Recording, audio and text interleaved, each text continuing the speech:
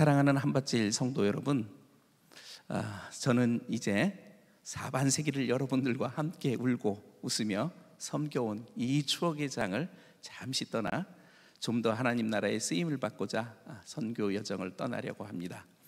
떠나기 전에 여러 성도님들과 하나님의 말씀을 나눌 수 있어 정말 감사하고 행복합니다. 이 행복한 장을 열어주신 담임 목사님과 그리고 사역자분들, 장로님들, 여러 성도님들께 진심으로 감사드립니다.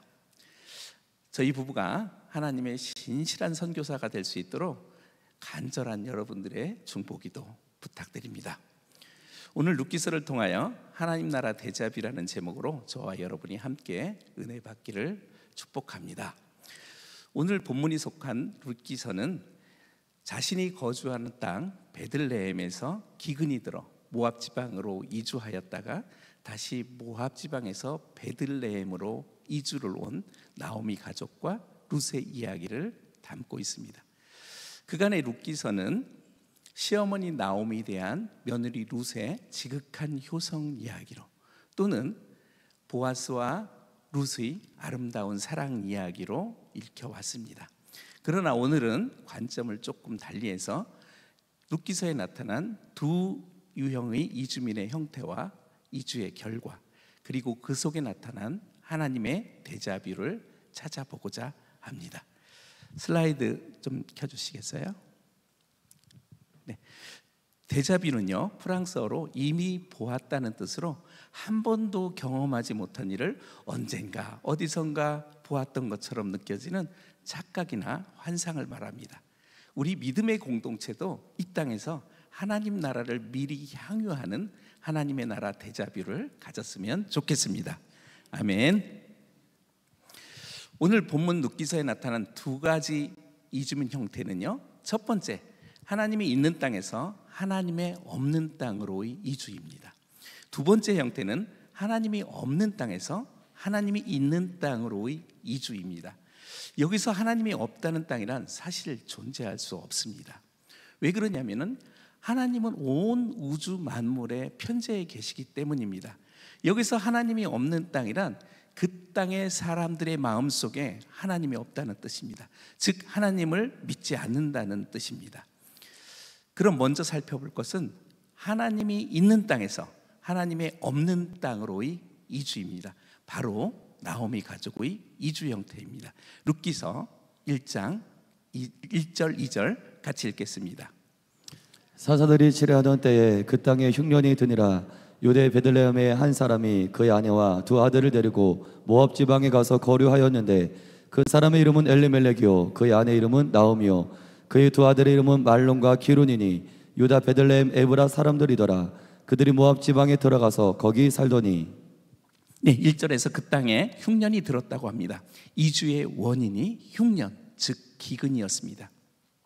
흉년이 들어 먹을 양식이 없어 양식을 떠난 이주였습니다. 어디에서 어디로 이주를 갔나요? 베들레헴에서 모압 땅으로 갔다고 합니다. 근데 베들레헴은 떡집이라는 뜻입니다. 훗날 생명의 떡이신 예수 그리스도가 베들레헴에서 태어납니다. 베들레헴은 하나님이 보살피신 생명의 땅인 것입니다. 그런데요, 아이러니하게도 이 떡집에 떡이 떨어진 것입니다. 즉 먹을 것이 없었던 것입니다. 그러나 떡만 떨어진 것은 아니었습니다. 1절에 보면 사사들이 치리하던 때라고 합니다. 사사들이 치리하던 때가 어떤 때입니까? 여러분들이 너무 잘 알다시피 사사시대는 이스라엘 백성들이 불순종을 하고 그러면 하나님이 징계를 내리고, 그러면 이 이스라엘 사람들이 또 하나님께 간구를 합니다. 그러면 또 사사들을 보내주셔서 구원해 주시고, 그런데 또 범죄하고, 이런 일들을 반복하는 영적 혼란의 시기가 사사시대였습니다. 그래서 오늘 사사시대라고 시작하는 것은 영적 혼란의 시대였음을 암시하고 있습니다. 우리는 육신의 눈으로 보기에 떡이 떨어진 것만 보였을 것입니다. 그러나 어쩌면 떡이 떨어진 이유는 영적인 떡이 떨어졌기 때문에 그 결과로 흉년과 기근을 맞이한 것은 아닐까요? 하나님의 말씀의 부재로 인한 결과였을 것입니다. 이제 나오미 가족은 생명의 떡집을 떠나 모압 지방으로 이주해 갑니다. 그런데 모압은 아브라함의 조카 롯이 죄악의 땅 소돔성에서 살다가 유황불에 멸망하고 피신하여 살다가 두 딸과 근친상간을 하게 됩니다. 그 근친상간으로 낳은 아들의 이름이 모압입니다. 모압은 아버지의 씨라는 뜻입니다. 이 모압의 후손들이 모여 사는 땅이 모압 나라였던 것입니다. 그런데요, 모압은 그모스 신을 섬기는 지독한 우상의 땅이었습니다. 사람들을 인신공양하는 그런 무시무시한 우상의 땅이었습니다. 이렇게 나오미 가족은 하나님의 땅에서 하나님이 없는 우상의 땅으로 이주를 가게 됩니다. 그럼 그 이주의 결과가 어땠을까요? 처음에는 정착에 성공하는 듯 보였습니다. 왜냐면요, 두 아들이 모압 여인, 즉 원주민과 결혼을 합니다. 먹을 것을 찾아 이주해 온, 즉 경제적으로 가장 열악한 사람들이 그 땅 원주민들과 그 땅 네이티브들과 결혼을 한다는 것은 쉬운 일은 아닙니다. 한번 예를 들어볼까요? 제가 얼마 전에 한 30-40분 가면 논산 있잖아요. 논산 시장에 가보니까 방글라데시, 파키스탄에서 온 농업 근로자들이 굉장히 많더라고요. 물반 고기반이 아니라요, 그 외국인, 한국인 반반이 섞여 있더라고요. 그렇게 많은 이주민들이 왔습니다. 그런데 이들을 편견 없이, 차별 없이 공평한 시선으로 바라보려고 노력도 하고 그들을 잘 대해주려고 노력도 합니다. 그러나요, 막상 나의 딸이 이들과 결혼한다고 하면 쉽게 허락하기가 쉽지 않을 것 같습니다. 그래서요, 그 경제적으로 열악한 원인으로 인하여 이주한 사람들이 원주민과 결혼한다는 것은 일면 정착에 성공했다고 볼 수 있습니다. 이 나오미의 가족도 처음에는 정착에 성공했습니다. 농경사회에서는 사람이 인력이고 그 인력이 재산이었습니다. 나오미 가족은요, 엘리멜렉과 말론과 기론 두 아들과요, 그 다음에 나오미, 이렇게 셋이 이주를 갔습니다. 이 중에 넷이 이주를 갔는데 이 중에 셋이 남자들이었습니다. 건장한 남자들이었기 때문에 그 노동력을 바탕으로 농경사회에서 자연환경만 허락한다면 일면 성공할 수도 있는 요인이었을 것입니다. 그런데요 1장 4절 상반절 한번 같이 읽어볼까요?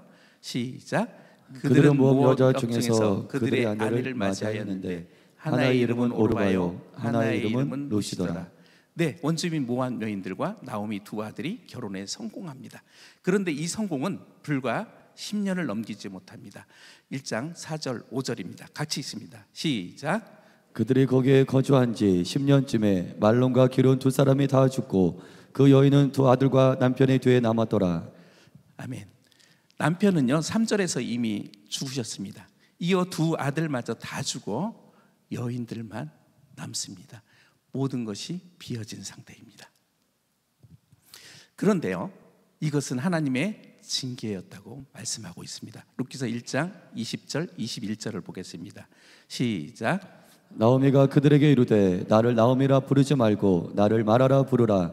이는 전능자가 나를 심히 괴롭게 하였음이니라. 내가 풍족하게 나갔더니 여호와께서 내게 비어 돌아오게 하셨느니라. 여호와께서 나를 징벌하셨고 전능자가 나를 괴롭게 하셨거늘 너희가 어찌 나를 나오미라 부르느냐 하니라. 아멘. 예, 나오미는 기쁨, 사랑, 희락이라는 뜻입니다. 그런데 나오미라 부르지 말라는 거예요. 말하라 부르라는 것입니다. 말하는 쓰다는 뜻입니다. 여러분들이 출애굽기에 나오는 마라의 쓸모를 잘 알고 있죠. 제가요 중국에 단기 선교를 갔는데요, 그 현지인이 잘하는 마라탕이 있다고 그래서 가게 됐습니다. 한국에서 먹은 마라탕을 생각하고 여기는 원조잖아요. 그러니까 원조는 얼마나 더 맛있을까 잔뜩 기대하고 마라탕집을 갔습니다. 그런데요, 처음 먹을 때는 잘 몰랐는데요, 한 1분이 지나니까 속에서부터 불이 타오르기 시작합니다. 이건 매운맛을 넘어서 완전한 고통이었습니다. 온 몸이 뒤틀어질 정도로, 정신이 혼미할 정도로 그런 지독한 고통이었습니다. 여러분, 이렇게 나오미 가족은 하나님이 있는 땅에서 하나님이 없는 땅으로 이주를 했습니다. 이런 이주는 기쁨에서 쓰디쓴 시련으로의 이주입니다. 그런데 이것은 여호와께서 징벌하셨고 적는 자가 괴롭게 하신 거라고 오늘 성경은 말씀하고 있는 겁니다. 여러분, 우리 나라도, 한 국가도 영적 혼란을 겪을 수 있습니다. 한 교회도 영적 혼란을 겪을 때도 있을 수 있습니다. 한 개인도 마찬가지입니다. 어느 때는 믿음이 강할 수도 있고 어느 때는 믿음이 좀 떨어질 수 있습니다. 어느 때는 영적 혼란을 겪을 수도 있습니다. 이럴 때 결코 하나님을 떠나서는 안 됩니다. 하나님을 떠나면 마라가 됩니다. 여러분들 마라탕 생각하시고 절대 믿음을 잊어버리지 않는, 끝까지 하나님께 기도하여 승리하는 여러분들 됐으면 좋겠습니다. 두 번째 이주 형태를 살펴볼 텐데요, 두 번째 이주 형태는 하나님이 없는 곳에서 하나님이 있는 곳으로의 이주입니다. 바로 시어머니 나오미와 며느리 룻의 이주입니다. 룻은 모압에서 시어머니 고향 베들레헴으로 이주했습니다. 이 역시 이주의 원인은 양식이었습니다. 먹을 것을 쫓아온 이민이었습니다. 그러나 다른 점은 여호와께서 돌보시는 땅으로의 이주입니다. 1장 6절 같이 읽겠습니다.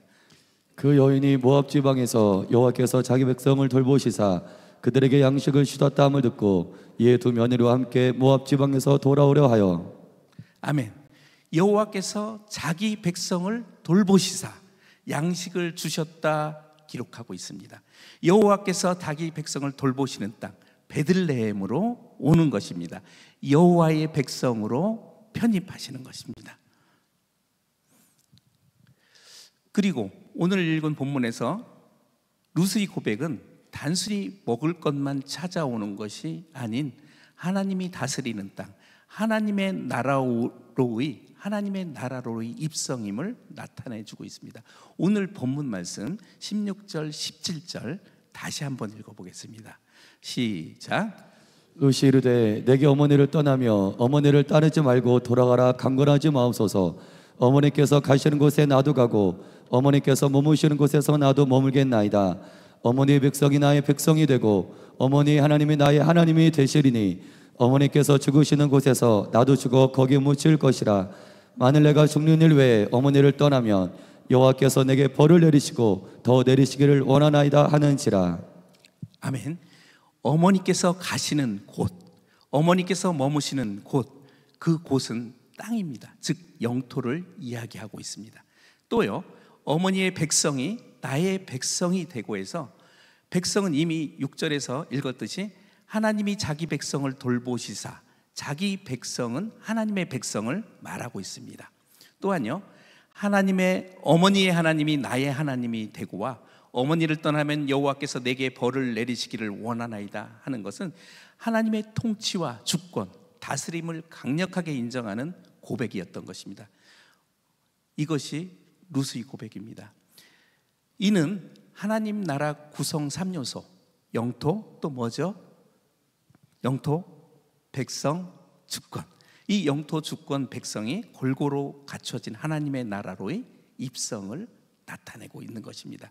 이곳 베들레헴은 하나님이 돌보시는 땅, 하나님이 다스리는 백성, 하나님이 주권이 살아있는 하나님 나라의 데자부였던 것입니다. 훗날 이곳 떡집 베들레헴에서 생명의 떡이신 예수 그리스도가 탄생합니다. 이것은 단순한 우연일까요? 아닙니다. 하나님의 심오한 섭리일 것입니다. 아멘. 그럼 하나님이 없는 우상의 땅에서 하나님이 있는 땅으로 이주해온 룻은 어떻게 되었을까요? 첫 번째, 완벽한 위로와 보호를 받습니다. 이주민의 처지와 형편, 슬픔과 애안을 알고 위로하는 사람을 만납니다. 그가 바로 보았습니다. 2장 11절 말씀 같이 읽겠습니다. 시작. 보아스가 그에게 대답하여 이르되 내 남편이 죽은으로 내가 시어머니에게 행한 모든 일과 내 부모와 고국을 떠나 전에 알지 못하던 백성에게로 온 일이 내게 분명히 알려졌느니라. 여호와께서 내가 행한 일에 보답하시기를 원하며 이스라엘의 하나님 여호와께서 그의 날개 아래에서 보호를 받으러 온 내게 온전한 상 주시기를 원하노라 하는지라.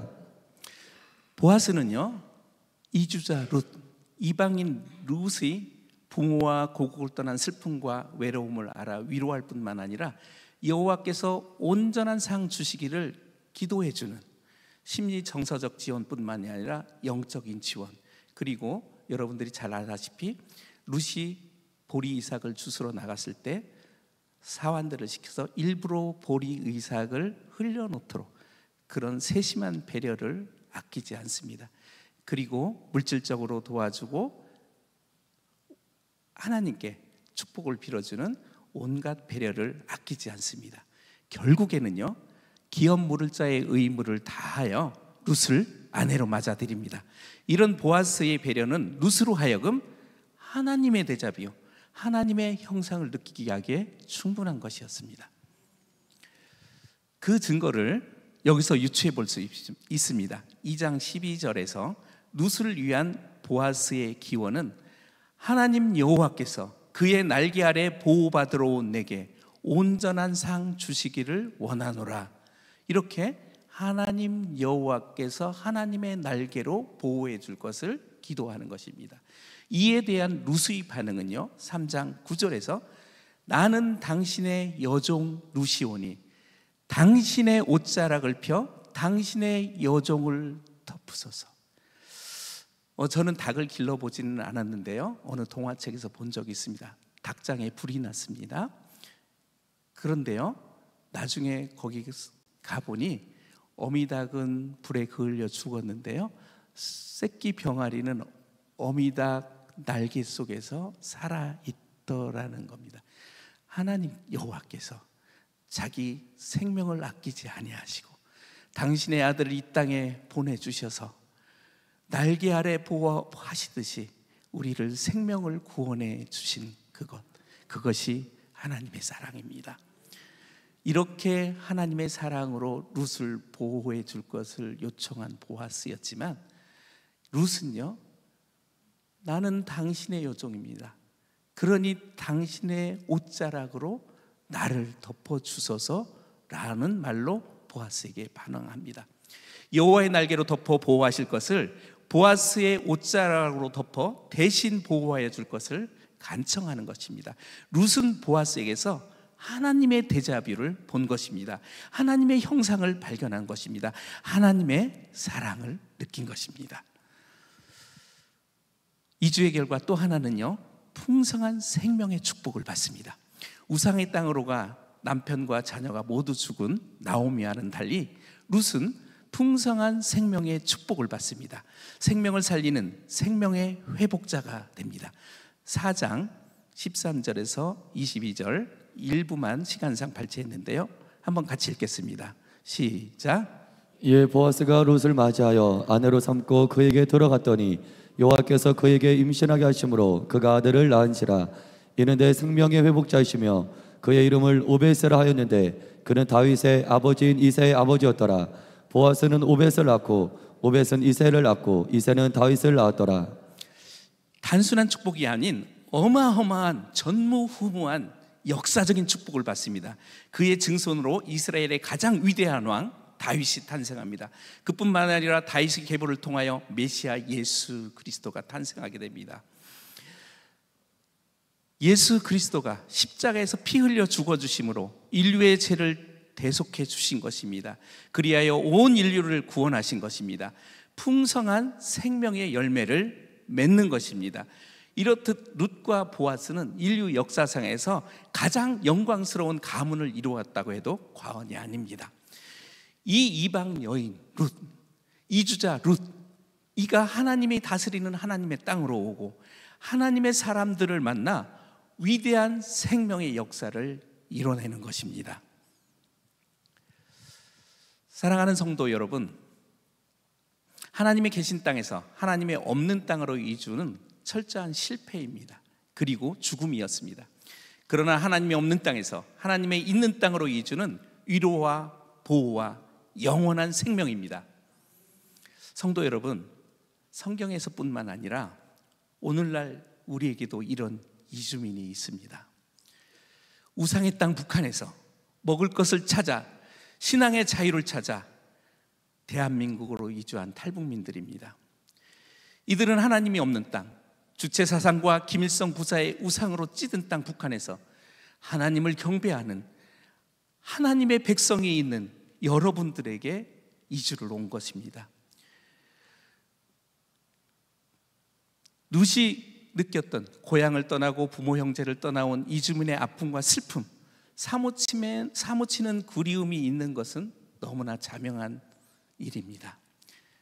한 탈북민의 고백을 들어봅시다. 얼마 전 우리 교회에 간증한 강디모데 선교사님의 고백입니다. 그는 그에 져서 연어의 꿈에서 이렇게 고백합니다.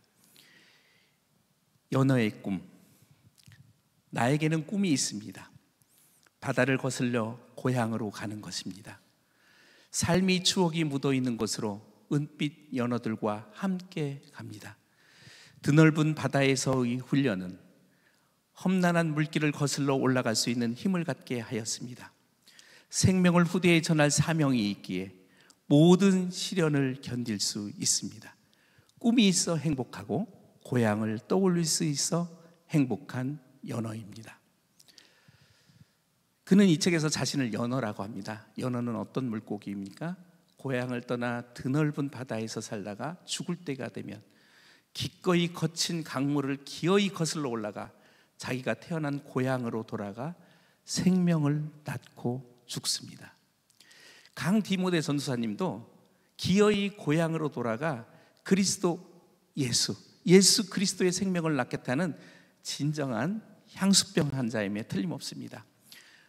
고향을 떠올릴 수 있어 행복하다라고 하지만 역설적으로 왜 이렇게 슬프게 느껴질까요? 드넓은 바다에서의 훈련, 모든 시련을 견딜 수 있다는 대목에서는 이 남한에서의 삶이 행복한 삶뿐만이 아니라 아픔과 시련을 견뎌야 하는 곳이었구나 라고 생각을 해보니 가슴이 아파오고 일말 저의 책임이 느껴지기도 합니다. 이처럼 부모와 고국을 떠나 전에 알지 못한 백성에게로 온 사람들은 우리가 미처 알지 못하는 아픔과 시련을 안고 삽니다. 사랑하는 성도 여러분, 우리 주변에는 많은 탈북민들이 있습니다. 우리 교회에도 많이 있습니다. 우리 이들에게 보아스가 되어줄 수는 없을까요? 우리 이들을 통하여 하나님을 볼 수 있게 할 수는 없을까요? 우리 이들을 위해 넓은 옷자락을 준비합시다. 따사롭고 풍성한 옷자락을 준비합시다. 우리 이들에게 하나님의 데자뷰, 하나님 나라의 데자뷰를 보여줍시다. 우리를 통해 예수 그리스도를 보게 하고 믿게 하여 하나님 나라로, 하나님의 나라 백성으로 초대합시다. 우리 또한 이 땅에서는 이주민입니다. 나그네로 있다가 영원한 하나님 나라에서 하나님의 날개 아래 보호받는 온전한 상을 바라는 나그네 인생입니다. 우리 모두는 다 같은 이주민입니다. 감사합니다. 기도하시겠습니다. 사랑과 은혜가 풍성하신 하나님 아버지, 오늘 룻기스를 통하여 하나님을 떠난 사람들과 하나님을 찾아온 사람들의 결과를 알아봤습니다. 주님, 우리가 결코 하나님의 품을 떠나서는 우리가 성공할 수 없음을 믿습니다. 하나님을 찾아온 사람들은 하나님 날개 아래 보호받으며 영원한 생명을 누림을 믿습니다. 주님, 우리가 어떠한 혼란한 상태에서도 결코 하나님을 떠나지 않는 삶을 살아낼 수 있도록 주께서 우리를 끝까지 인도하여 주시옵소서. 언제나 주님만 바라며 언제나 주님 품에서 행복한 삶을 누리는 한밭제일 성도들 될 수 있도록 주님 한 사람 한 사람 축복하여 주시옵소서. 모든 것 주님께서 보호하여 주실 것을 믿고 감사드리며 예수님의 이름으로 기도드렸습니다. 아멘.